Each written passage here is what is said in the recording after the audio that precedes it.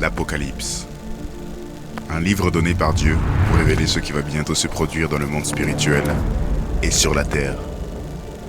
Pour beaucoup, il reste mystérieux, mais en réalité, il dévoile à la fois l'horreur et la gloire du retour de Jésus-Christ. Un message urgent, une révélation destinée à notre génération. Aujourd'hui, le pasteur Joel Spinks lève le voile sur ce livre prophétique et en révèle le sens profond. Et maintenant, voici le pasteur Joel. Bonjour et bienvenue à l'émission Parole de foi. Ici pasteur Joel Spinks. Aujourd'hui, nous poursuivons dans notre étude de l'Apocalypse, oui, la série Apocalypse révélée. Je crois que c'est une série vraiment importante pour notre génération. On a vraiment besoin de découvrir ce que l'Esprit de Dieu est en train de dire à son Église, surtout concernant les temps de la fin. Et gloire à Dieu, aujourd'hui, on arrive au 4e chapitre. Jusqu'à présent, on a vu chapitre 1, 2 et 3. Et je veux juste vous rappeler que c'est l'apôtre Jean qui a reçu le message de l'Apocalypse lorsqu'il était exilé sur l'île de Patmos. Oui, cet homme de Dieu, l'apôtre Jean, a reçu une consigne très précise de la part de Dieu. Et je vais vous lire Apocalypse 1 au verset 19, juste pour se situer dans notre étude. Donc, le texte nous dit ici, et c'était la consigne que l'apôtre Jean a reçue, « Écris donc les choses que tu as vues ». Donc, c'était les choses qu'il venait tout juste de voir, c'est-à-dire la vision de Jésus-Christ qui circulait au milieu des chandeliers qui représentaient l'Église ou les Églises, et celles qui sont, donc c'était les chapitres 2 et 3, et c'était les messages que le Seigneur Jésus voulait communiquer aux Églises existantes. Je vous rappelle les Églises qu'on a étudiées. En fait, on a étudié tous ces messages, les 7 messages envoyés aux 7 Églises, donc l'Église d'Éphèse, l'Église à Smyrne, l'Église à Pergame, à l'Église à Thyatire, à Sardes, à Philadelphie et à Laodicée. Voilà, donc on a étudié tous ces messages-là, gloire à Dieu. Et là, le texte dans Apocalypse 1, 19, le texte dit « Et celles qui doivent arriver après elles ». Donc, encore une fois, écris donc les choses que tu as vues, chapitre 1, et celles qui sont, chapitre 2 et 3, et celles qui doivent arriver après elles. Donc, c'est chapitre 4 à 22. Donc, on est vraiment arrivé à cette portion de l'étude biblique où les choses vont vraiment commencer à brasser. Je sais qu'il y a plusieurs personnes qui sont intéressées simplement par les fléaux de l'Apocalypse, les jugements et tout ça. Et en fait, c'est pas juste ça, l'Apocalypse. Il y a beaucoup de belles choses qu'on découvre, absolument notre héritage, la cité céleste qui va descendre, toutes ces choses glorieuses qui font partie de notre héritage en tant qu'enfant de Dieu. Mais au tout début, oui, c'est vrai, il y a des choses qu'on doit réaliser, en fait, qui sont vraiment devant notre monde, l'humanité. Oui, il va y avoir un temps de jugement et c'est ça qu'on va voir dans les émissions qui arrivent, là. Donc, gloire à Dieu. Je vous rappelle aussi Apocalypse 1 au verset 3. Voici la consigne. Est-ce qu'on devrait même étudier l'Apocalypse? Il y a des gens qui disent ça ne vaut pas la peine. Bien, si on considère que l'Apocalypse fait partie de la parole de Dieu, on devrait certainement croire ce que la parole de Dieu dit à ce sujet. Donc, Apocalypse 1 au verset 3, nous lisons « Heureux ou béni est celui ». Donc, heureux, béni est celui qui lit et ceux qui entendent les paroles de la prophétie et qui gardent les choses qui sont écrites, car le temps est proche. Gloire à Dieu. Donc, c'est ça qu'on fait. On étudie ce texte et on va grandir ensemble. Donc, jusqu'à présent, ce que j'ai fait, j'ai toujours lu les textes sans commentaire et c'est ça qu'on va faire aujourd'hui. Donc, on va commencer dans l'Apocalypse chapitre 4, verset 1 jusqu'au verset 11. Je vais lire sans commentaire et après, on va reprendre le texte biblique et on va commencer à commenter et je suis certain que vous allez apprendre des belles choses et ça va être un temps béni dans cette étude biblique. Vous êtes prêts? On plonge ensemble. Après cela, je regardais et voici, une porte était ouverte dans le ciel. La première voix que j'avais entendue, comme le son d'une trompette, et qui me parlait, dit « Monte ici, et je te ferai voir ce qui doit arriver dans la suite. » Aussitôt, je fus ravi en esprit, et voici, il y avait un trône dans le ciel, et sur ce trône, quelqu'un était assis. Celui qui était assis avait l'aspect d'une pierre de jaspe et de sardoine, et le trône était environné d'un arc-en-ciel semblable à de l'émeraude. Autour du trône, je vis 24 trônes, et sur ces trônes, 24 vieillards assis, revêtus de vêtements blancs, et sur leurs têtes, des couronnes d'or. Du trône sortaient des éclairs, des voix et des tonnerres. Devant le trône brûlent 7 lampes ardentes, qui sont les 7 esprits de Dieu. Il y a encore devant le trône comme une mer de verre, semblable à du cristal. Au milieu du trône et autour du trône, il y a 4 êtres vivants remplis d'yeux devant et derrière. Le premier être vivant est semblable à un lion. Le second être vivant est semblable à un veau. Le troisième être vivant à la face d'un homme. Et le quatrième être vivant est semblable à un aigle qui vole. Les 4 êtres vivants ont chacun 6 ailes. Ils sont remplis d'yeux tout autour et au-dedans. Ils ne cessent de dire jour et nuit, Saint, Saint, Saint est le Seigneur Dieu, le Tout-Puissant, qui était, qui est et qui vient. Quand les êtres vivants rendent gloire et honneur et action de grâce à celui qui est assis sur le trône, à celui qui vit au siècle des siècles, les 24 vieillards se prosternent devant celui qui est assis sur le trône et ils adorent celui qui vit au siècle des siècles et ils jettent leur couronne devant le trône en disant « Tu es digne, notre Seigneur et notre Dieu, de recevoir la gloire et l'honneur et la puissance, car tu as créé toutes choses et c'est par ta volonté qu'elles existent et qu'elles ont été créées. » Wow! Gloire à Dieu pour ce passage. On vient de lire l'Apocalypse chapitre 4 au complet, sans commentaire. Et peut-être vous dites, j'aimerais savoir des commentaires. Et c'est sûr que quand on lit ça, bien, on comprend que l'apôtre Jean, oui, il a vu quelque chose de glorieux au ciel, certainement, mais il y a plusieurs questions qui demeurent là. On peut se dire, mais c'est quoi ça, là? Quand on parle des 24 vieillards, qui sont les 24 vieillards? C'est 4 êtres vivants. Mais c'est quoi ça, là? Je comprends rien, peut-être c'est vous. Mais gloire à Dieu, on va apprendre des choses ensemble, je suis certain, et on va vraiment être richement bénis. Est-ce que vous êtes prêts? Maintenant, on va reprendre le texte biblique. Gloire à Dieu. Nous poursuivons donc notre étude avec les choses qui doivent arriver, c'est-à-dire ce qui arrivera après la dispensation de l'Église. Gloire à Dieu. Le message a été communiqué, ou les messages ont été communiqués à l'Église. Maintenant, on commence le premier verset. Apocalypse 4, 1. Remarquez bien. Après cela, après quoi donc?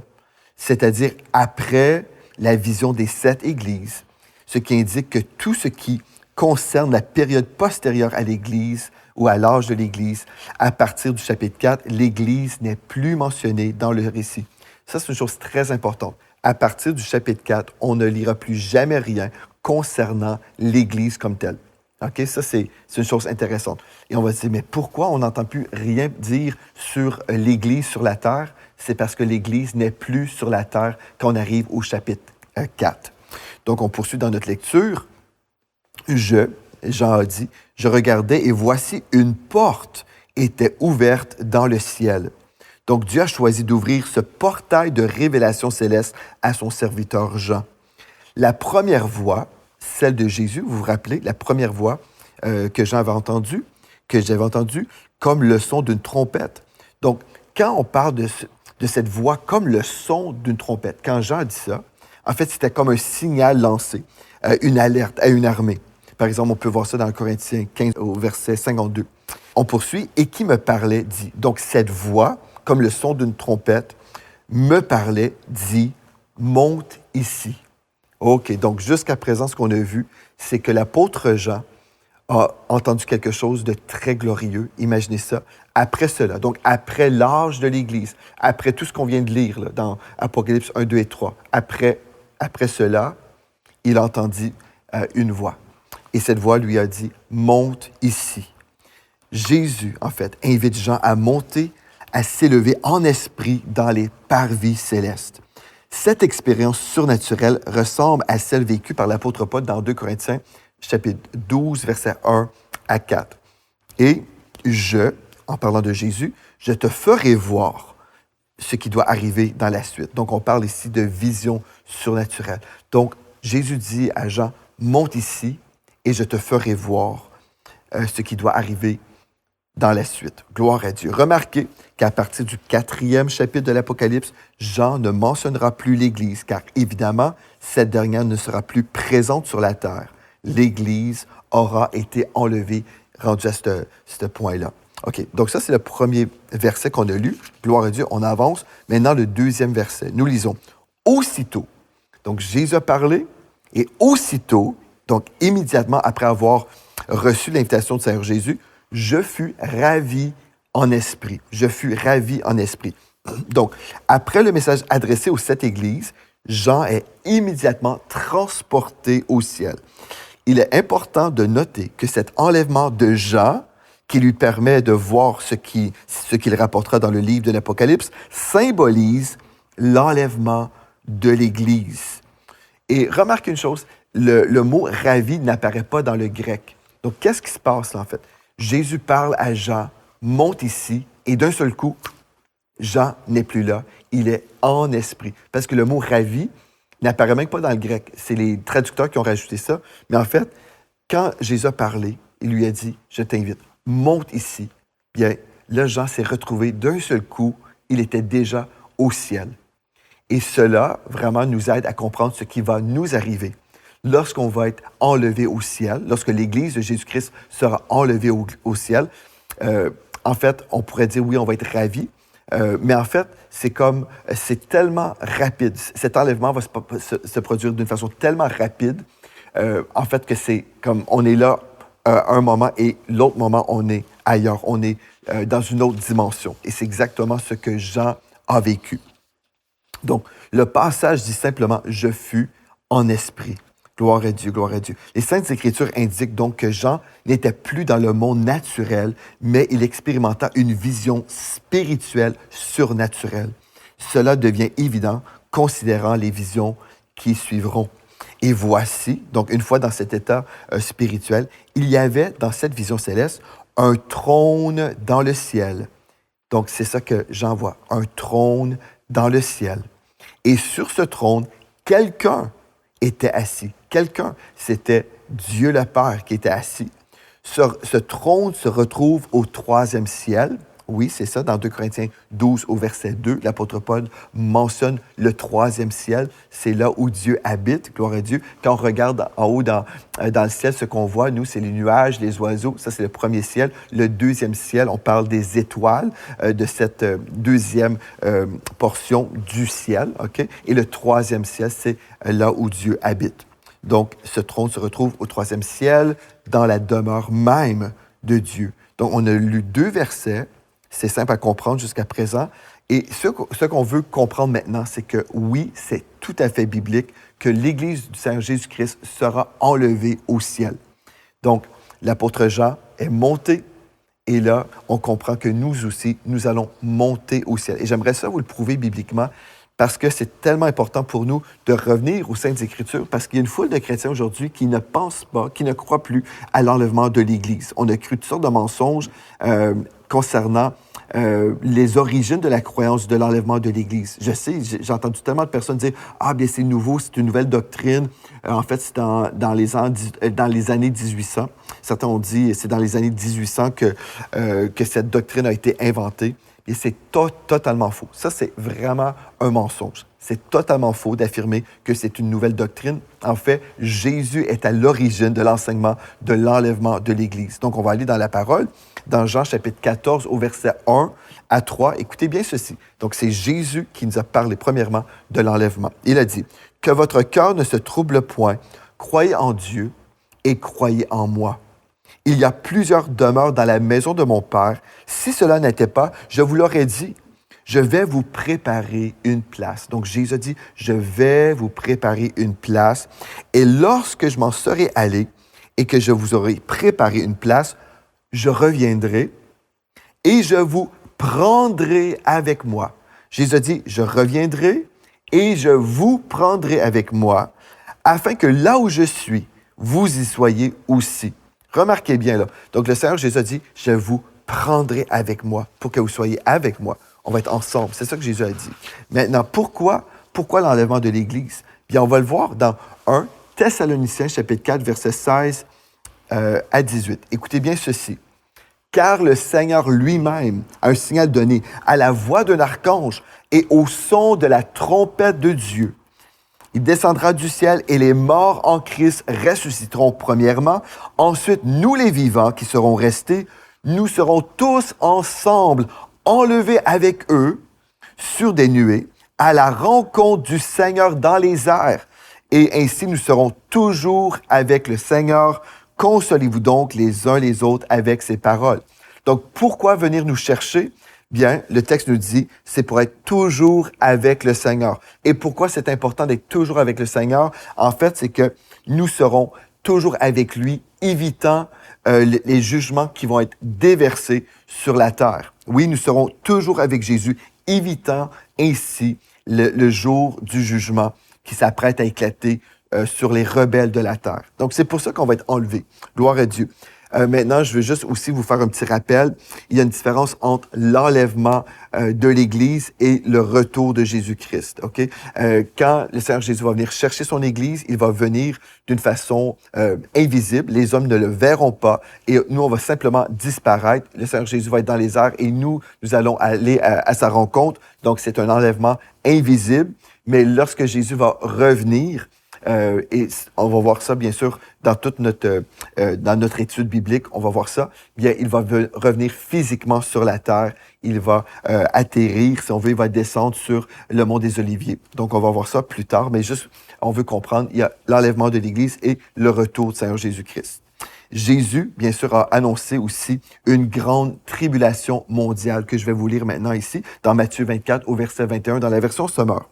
Car à ce moment-là, la détresse sera plus terrible que tout ce qu'on aura connu depuis le commencement du monde et jamais plus on ne verra pareille souffrance. Donc, car à ce moment-là, la détresse sera plus terrible. On parle ici de la grande tribulation. Donc oui, il va y avoir une grande tribulation où le Seigneur, en fait, le Seigneur Dieu va déverser, en fait, les jugements sur les hommes rebelles, sur les hommes qui ont refusé de suivre Jésus-Christ. Mais nous, puisque nous sommes des enfants de Dieu, puisque nous avons été adoptés dans sa famille royale, nous serons épargnés de ce jour de jugement. Gloire à Dieu. C'est pour ça que le Seigneur Jésus va venir chercher son Église, il va nous prendre avec lui et on va être dans la paix du Seigneur au ciel avec lui.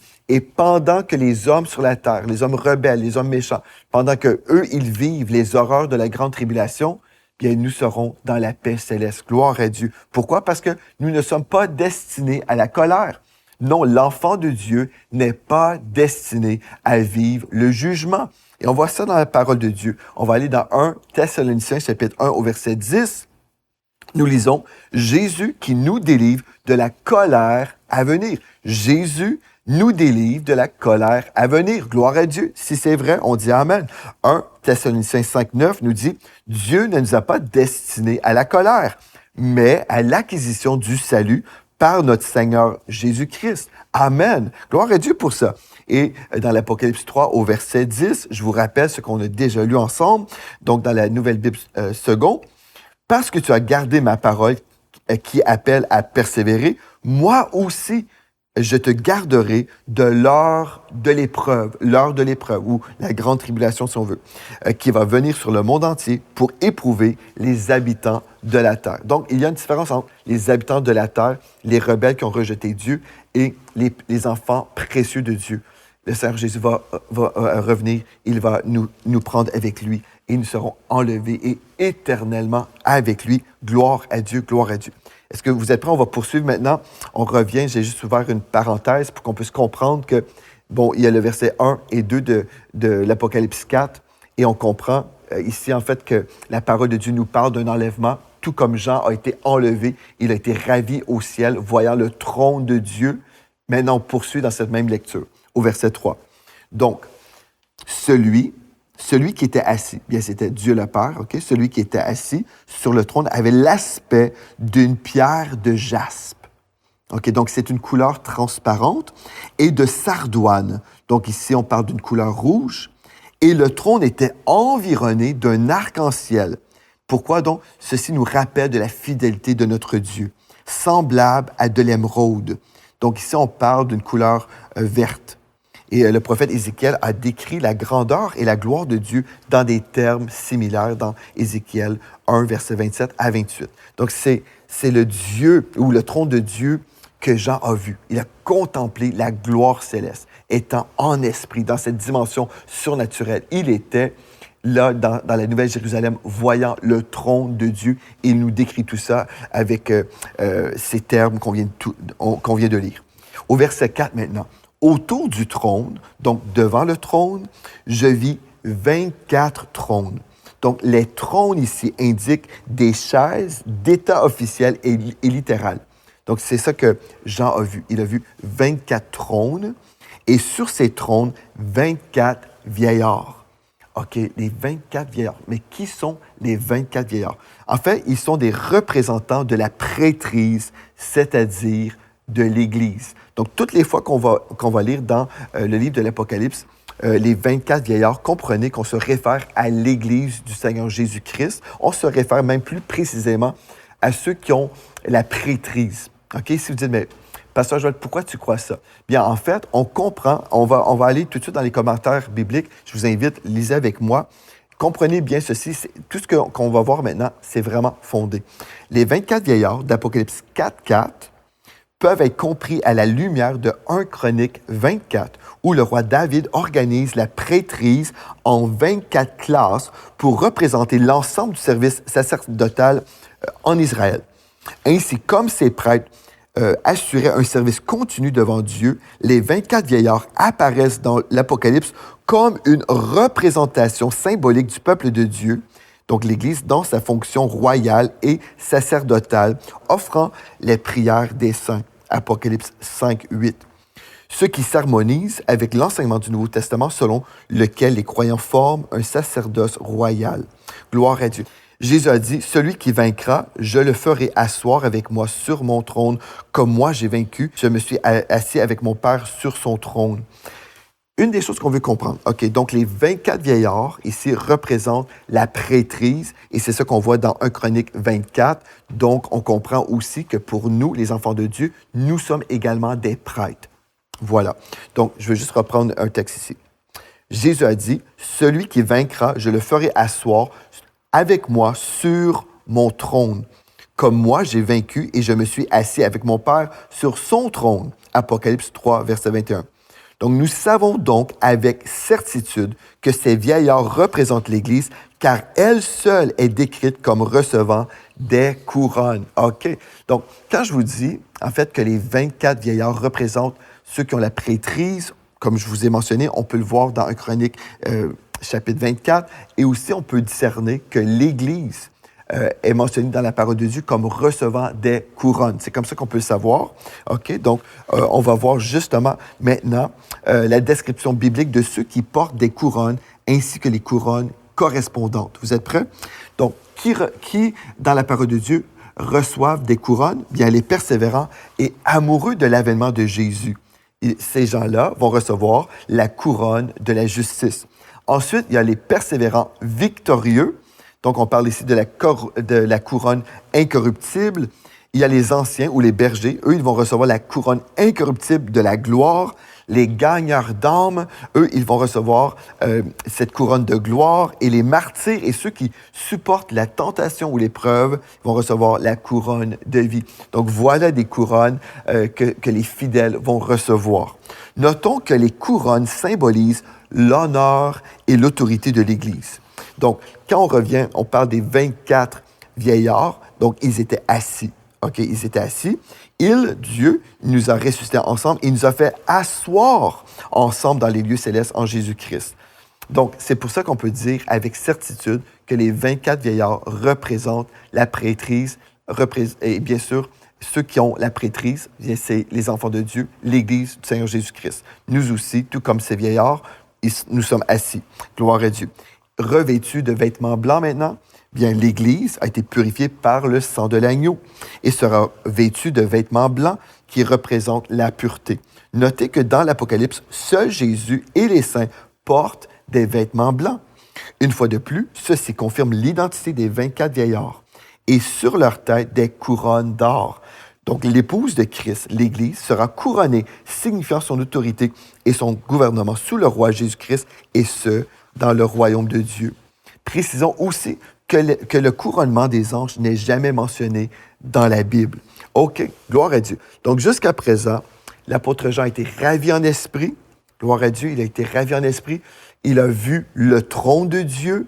Il a vu les trônes et les 24 trônes et 24 vieillards assis sur ces trônes-là. Et nous avons identifié que ces vieillards représentent la prêtrise, représentant l'Église et on a pu prouver ça ensemble parce que seuls les enfants de Dieu vont porter des couronnes comme ça. Seuls les enfants de Dieu sont revêtus d'un vêtement blanc, comme on vient de voir. Et aussi, on a vu la confirmation dans l'Ancien Testament. Gloire à Dieu, gloire à Dieu. Au verset 5, maintenant, du trône, on parle du trône de Dieu le Père, sortent des éclairs. OK, là, on arrive à un moment vraiment important. Ce que Jean voit maintenant, il voit des éclairs qui révèlent la grande puissance du Père et inspirent une crainte. Donc, une révérence pour le Dieu Tout-Puissant qui déversera bientôt son jugement sur les hommes rebelles de la terre. Cette description rappelle ce qui s'est produit au mont Sinaï. Les éclairs, les tonnerres et les grondements qui émanent du trône de Dieu annoncent que son jugement divin est sur le point de s'abattre sur les rebelles de la terre. Donc, du trône sortent des éclairs, des voix et des tonnerres. Donc, des voix provenant probablement des 4 êtres vivants, louant Dieu, et des tonnerres révélant la grande puissance du Père. Devant le trône brûlent 7 lampes ardentes qui sont les 7 esprits de Dieu. Donc, encore une fois, le Saint-Esprit n'est pas 7 esprits, on l'a déjà expliqué à maintes reprises, mais le chiffre 7 nous représente la perfection et aussi nous révèle la personnalité de Dieu. Donc, on a vu ça aussi dans nos études précédentes. Mais tout ça pour dire, Jean a vu quelque chose de glorieux. Et dans notre prochaine émission, on va poursuivre avec le verset 6, où nous lisons « Il y a encore devant le trône une mer de verre semblable à du cristal. » Nous allons voir ensemble la beauté du ciel et ce que Jean a vu au ciel. Donc, vous ne voulez pas rater notre prochaine étude. On poursuit, on avance doucement et gloire à Dieu, nous grandissons. Donc, d'ici à notre prochain rendez-vous, merci d'avoir été avec moi et rappelez-vous de ceci, en Jésus, vous êtes richement bénis. Vous ressentez l'appel de Dieu dans le ministère, mais vous n'avez pas été formé? Bien, gloire à Dieu, le Collège biblique Joel Spinks est là pour vous.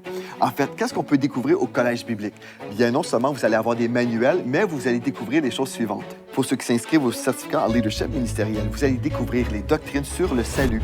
Par exemple, le module 9, la révélation de la rédemption, la justification et la grâce, la protection divine, comment entrer dans sa destinée, la guérison divine, l'alliance par le sang, la santé divine. Pour la formation sur le Saint-Esprit, vous allez découvrir la prière surnaturelle, la connaissance révélée, la gloire surnaturelle, le combat spirituel et la délivrance, le fruit de l'Esprit, les dons du Saint-Esprit, la relation d'aide dans l'onction et l'école du prophétique. Non seulement on découvre des choses sur le Saint-Esprit, mais on découvre certainement des enseignements précieux sur la personne de Jésus-Christ. En fait, il y a tout un module, la personne de Jésus-Christ, la Christologie. Donc, on va étudier la vie de Jésus-Christ, la louange et l'adoration, survol des 5 ministères de l'Église de Jésus-Christ, l'évangélisation et le discipulat. Vous dites, « Wow, c'est glorieux ça! » Ah oui, ce n'est pas tout. Vous allez découvrir le message de la foi, la loi des semences et des récoltes, la force de la foi, l'autorité du croyant, la pensée divine, la parole de la foi et la confession, l'économie du royaume et la faveur divine. Pour l'étude des temps de la fin, on a reçu un homme de Dieu formidable, l'évangéliste Mario Mascotte, qui va vous enseigner sur l'eschatologie. De plus, vous allez découvrir des modules extraordinaires, des modules très pratiques. Par exemple, l'éthique ministérielle, la promotion ministérielle, l'entourage du leader, la voix du serviteur, le ministère des soins pastoraux, le ministère de la femme, les ordonnances et les cérémonies, l'art de la prédication, l'implantation d'églises locales bénies et la paternité spirituelle. Donc, si vous ressentez l'appel du Saint-Esprit au ministère, joignez-vous à nous. Visitez cbjs.ca. En fait, le Collège biblique Joel Spinks, c'est un collège biblique disponible pour tout enfant de Dieu qui veut se former. Nous sommes dans les nations partout à travers le monde parce que c'est une école virtuelle. Donc, vous allez faire les cours à votre rythme, selon votre horaire et gloire à Dieu, vous pourrez graduer même avec nous ici au Canada lors de la grande cérémonie de graduation. C'est une opportunité glorieuse pour vous. N'hésitez plus, répondez à l'appel de Dieu. Contactez-nous au cbjs.ca.